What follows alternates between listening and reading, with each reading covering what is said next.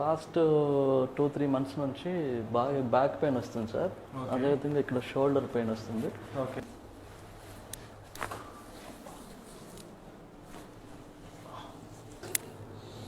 Breath out.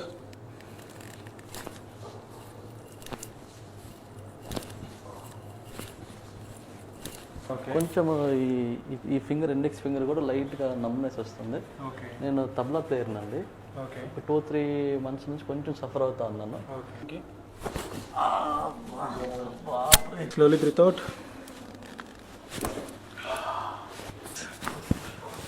ఇప్పుడు ఈ 3 సిట్టింగ్స్లో చాలా రిలాక్స్ అయిపోయింది. ఎస్టర్డే కూడా నేను చెక్ చేసుకున్నాను, రికార్డింగ్ వాయించినప్పుడు చాలా చాలా బెటర్గా ఉందండి 3 సిట్టింగ్స్లోనే.